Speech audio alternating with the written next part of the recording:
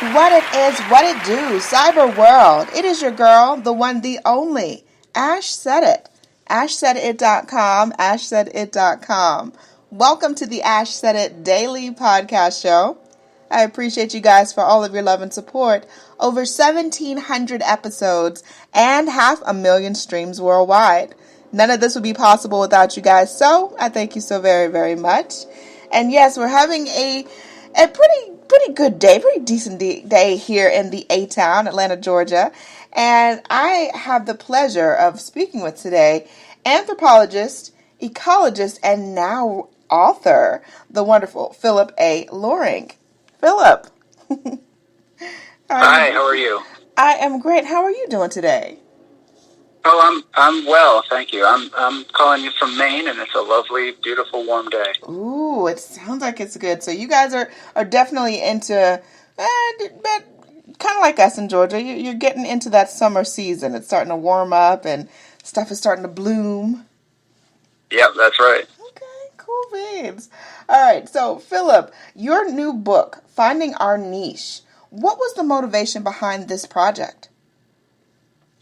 Well, I sat down first to write Finding Our Niche because as over the years of working on issues about the environment, issues about how to better conserve nature, how to better minimize our footprint, stop environmental damage, issues like climate change, I noticed that a lot of people seemed to get really sort of feel like there wasn't a lot they could do, that environmental problems were too big to solve.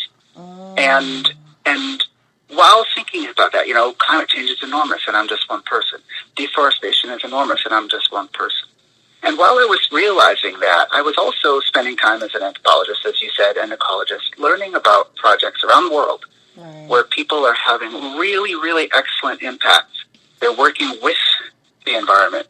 They're conserving and improving biodiversity while also improving food security and producing food and building community. And so I saw all these good news stories, all these examples where people in nature thrive together, and it seemed so contradictory to me to the way that everybody feels powerless and helpless. So I wrote the book to sort of change the way we talk about it and say, this doesn't have to be all doom and gloom.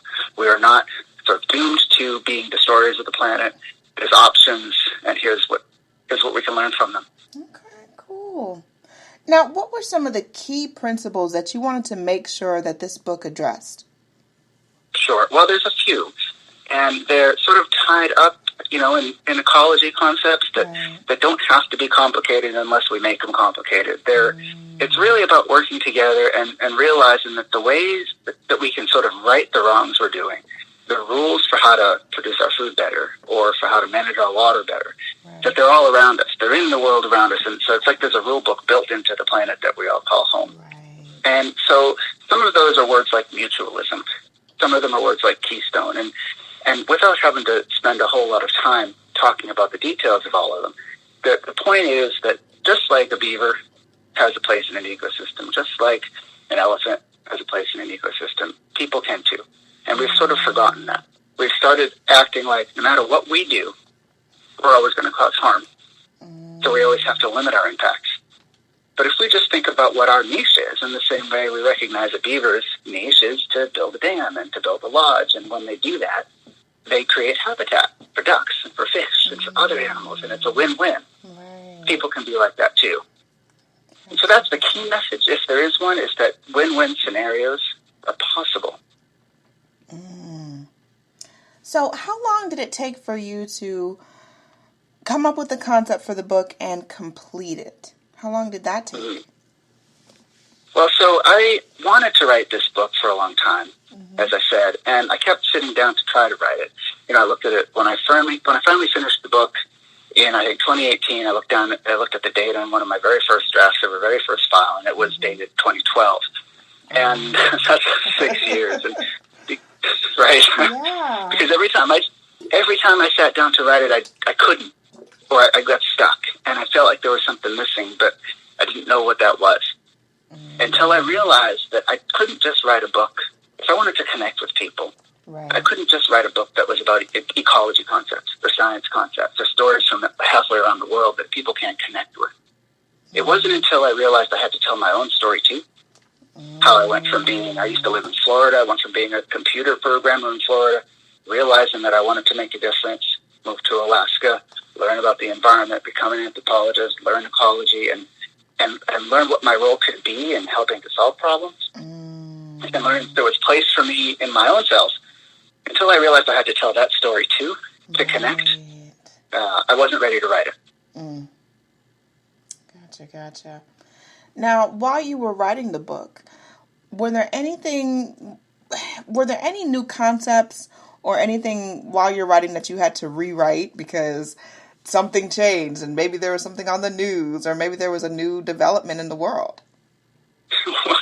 Yeah, there were several. I mean, and the most recent, I think, was when I was finishing up the revision of the book. We were entering a global pandemic, and that made me take some of the words and ideas like isolation and community and family and relationships and health. It made me rethink all of those concepts because all of a sudden I was confronted by a story happening around the world that showed us how much more connected we all are than I think we realize.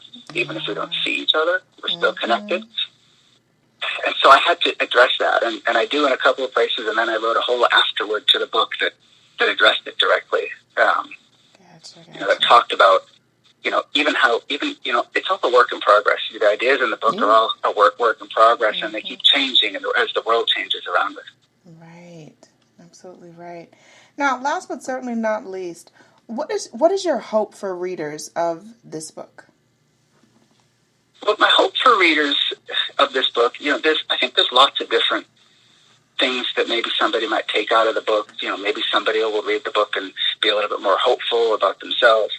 Maybe somebody will read the book and learn something they didn't know before about wolves or about beavers or about forests. Right. There's lots of different things that individuals, depending on where they are in their story, their own personal life story, that they might take. But if there's just one thing, it's that I convince a few people that we don't have to just act like we're villains destined to destroy the planet, that there's options for us, and we don't have to feel so alienated from nature, so divided, so separated. I love it.